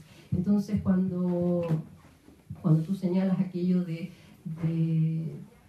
preguntar, ¿no? De preguntar qué necesitan, también allí hay una política de transformar los sentidos en los cuales organizamos los espacios públicos, por ejemplo, y eso implica, por un lado, transformar ese orden masculino, un orden masculino vertical que genera un orden de la autoridad. ¿Cómo desestabilizamos ese orden masculino vertical, es introduciendo ese orden de lo femenino? ¿Cómo introducimos lo femenino? Una manera básica es ese orden de una política de acción afirmativa pero no quedándonos solo en la acción afirmativa, no solo por ser mujeres, por ejemplo, vamos a cambiar y transformar el orden de lo masculino, puesto que los modos en los cuales nosotras hemos sido narradas y descritas implican historias masculinas o narraciones de hombres sobre las mujeres. Entonces ahí se introduce ese otro nivel, ¿no?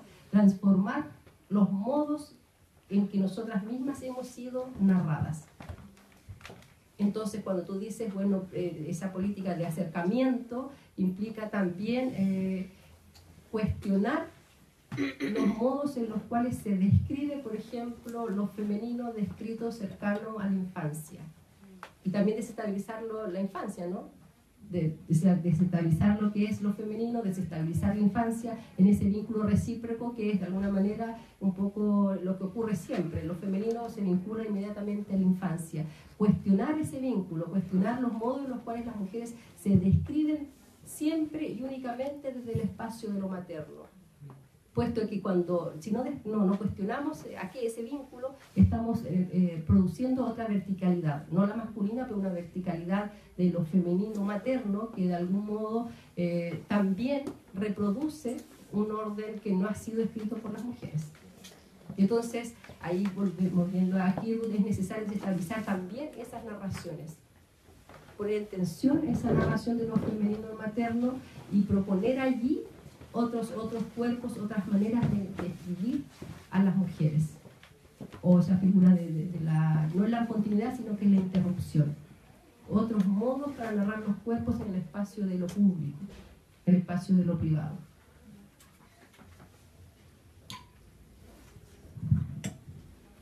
¿Otra pregunta más? Vamos a hacerla ahora. Me gustaría hacer la última pregunta.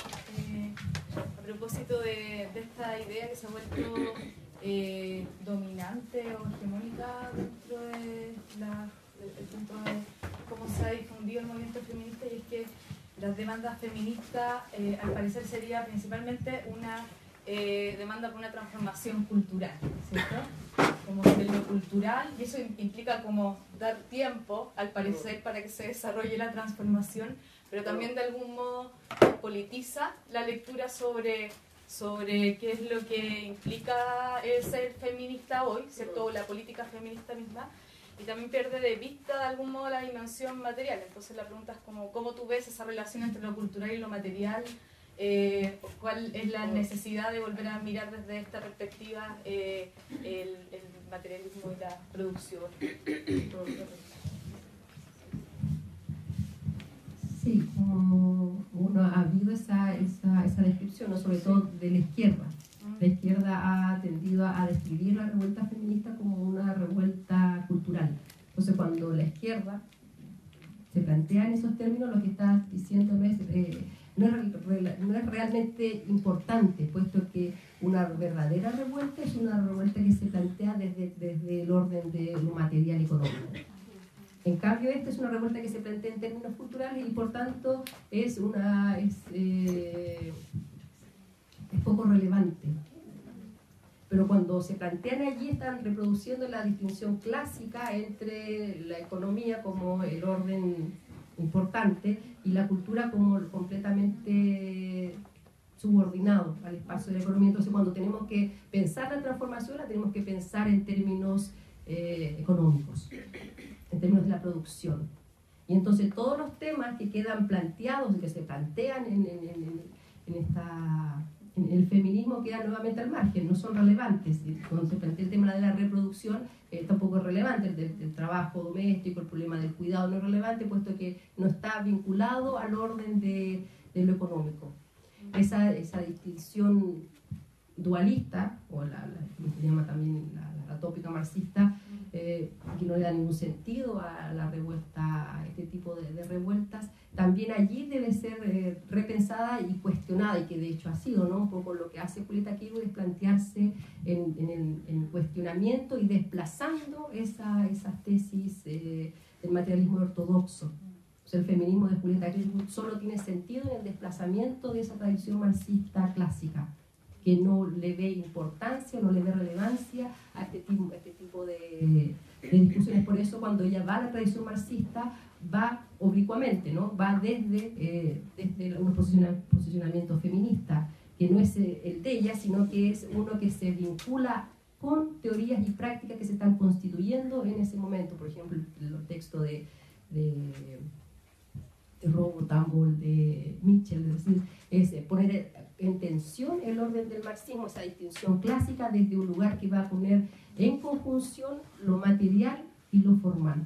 Y yo creo que es el modo en el cual nosotros nos debemos plantear ahora, ¿no? Pensar una transformación política que vincule lo material y lo cultural, no como dos lugares antagónicos, sino que pensar la práctica de los sujetos, nuestra práctica como una práctica que se describe materialmente, pero sin embargo esa materialidad se inscribe inmaterialmente, es decir, el conjunto de representaciones que nos constituyen en el espacio público. Y en ese sentido se debe poner atención tanto al orden económico como al orden de las representaciones que constituyen y dan base a ese orden económico. No manteniendo esa distinción clásica, que es la que propone la tradición marxista, sino que plantearse en este orden de la reproducción, donde se vincula materia y forma. Y que en algún sentido también pone en tensión la manera en las cuales se piensa la transformación social. Si pensamos, por ejemplo, cuáles son las áreas que habitualmente se piensan para la transformación, bueno, el trabajo social, la sociología, la economía, como áreas privilegiadas para la transformación social. Sin embargo, las áreas vinculadas a la literatura, la filosofía, el arte, no son relevantes ni urgentes para la transformación social. Y sin embargo, en estas áreas, en las áreas de la literatura, de la filosofía, de las letras en general, es donde estamos reproduciendo el conjunto de representaciones que dan sustento al orden dominante. En ese sentido, hoy estamos en una posición privilegiada para pensar una política que vincule tanto lo material como lo cultural. No como dos zonas antagónicas, sino como dos formas que reproducen un orden de dominio. Y eso implica el cuestionamiento de esa distinción clásica entre lo que sirve, lo eficiente para la transformación y lo ineficiente. Es decir, pensar en aquellas áreas no eficientes para la transformación, puesto que es en esos lugares, en esas zonas, donde se está reproduciendo el conjunto de representaciones que constituyen el orden dominante. Y en ese sentido, cuando estos sujetos de izquierda dicen, bueno, es meramente cultural, de alguna manera no se están dando cuenta de los modos en los cuales se está organizando las prácticas vinculadas a la revuelta, que no se describen desde una manera tradicional y clásica.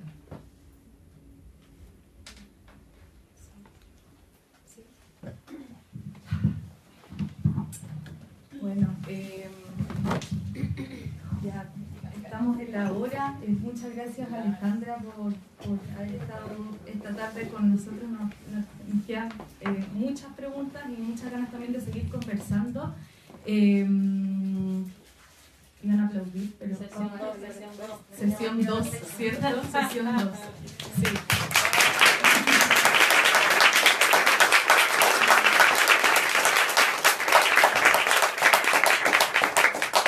Bueno, les agradezco también a todas las compañeras, amigas, cómplices que están acá presentes.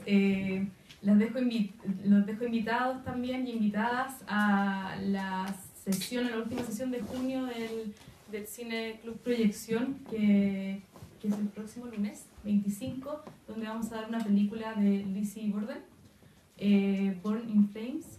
Y bueno, a las 7 de la tarde también vamos a estar acá viendo la película y también después teniendo una ronda de conversación y diálogo donde podemos seguir